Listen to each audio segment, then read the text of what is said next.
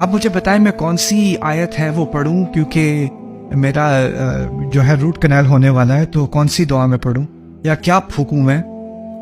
قرآن پھونکنے کے لیے رہ گیا ہے بس یہ پھونکنے کے لیے رہ گیا، کوئی بیمار پہ پڑھنے کے لیے رہ گیا ہے، یہ صورتیں پڑھنے یہ مسئلہ حل ہو جائے گا؟ یہ جیسے آپ فارمیسی پہ جاتے ہو، الرجیز ہیں تو یہ میڈیسن لے لو، اور اگر ہیڈ ایک ہے تو یہ لے لو۔ اب وہ قرآن پرسکرپشن پروگرام ہے، وہ کیا بات کر رہا ہے، کیا بات سمجھا رہا ہے، کس شخصیت کی طرف مجھے لانے کی کوشش کر رہا ہے، کن جذبات میں وہ میرے کن جذبات پر اثر کرنے کی بات کر رہا ہے، اس سے مجھے کوئی لینا دینا نہیں۔ کون سی صورت پڑھوں، کیا پڑھوں؟ لوگ کہتے ہیں بچہ ہو رہا ہو کسی کا، پریگننٹ ہو لیڈی، کہتے ہیں سورہ مریم پڑھو کیونکہ اس میں پریگننسی ہے۔ کیا؟ تو وہ بیٹھی لیبر اس کی ہونے لگی ہے، وہ کہہ رہی ہے یا لیتنی متو قبل ھذا، کاش میں اس سے پہلے مر گئی ہوتی۔ آیت ہے سورہ مریم کی۔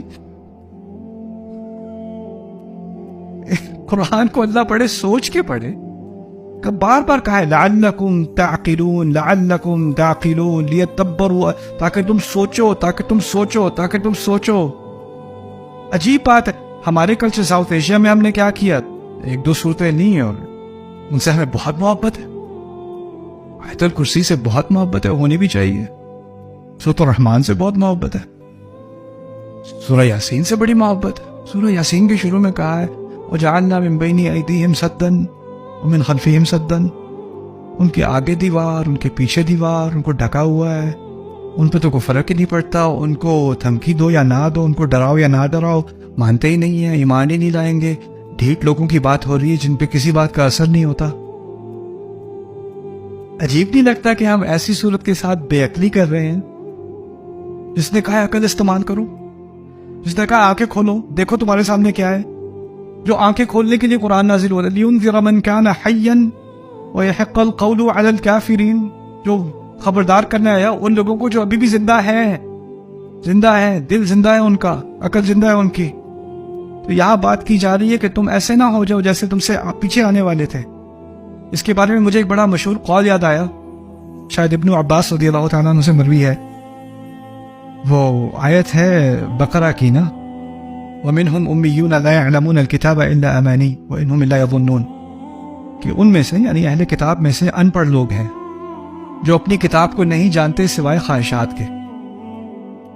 بے بنیاد خواہشات کو امنیہ کہا جاتا ہے عربی میں، امنیہ، اس کی جمع ہے امانی۔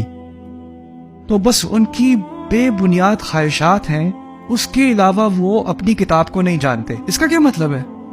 اس کا مطلب ہے ان کو پتہ نہیں ہے تورات میں کیا ہے، لیکن تو اللہ نے تو کہا ہے نا اللہ معاف کرے گا، یہ تو کہا ہے نا، یہ تو نہیں کہا نا کہ ہمیشہ کے لیے جلیں گے، ایسا تو نہیں کہا نا کہیں پہ۔ یہ کیا بول رہا ہے؟ انسان کی بے بنیاد خواہشات، کتاب نہیں جانتے، خواہشات جانتے ہیں، ان خواہشات کا سٹیکر وہ کتاب کے اوپر لگا کہ پڑھی ہو نہ پڑھی ہو۔ قرآن میں کہاں لکھا ہے کہ اتنا برا ہے؟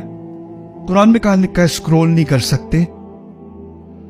لا يعلمون الكتاب الا امانی وانهم لا يظنون، وہ بس گمان کرتے ہیں، معلوم کرنے کی ضرورت نہیں انہیں۔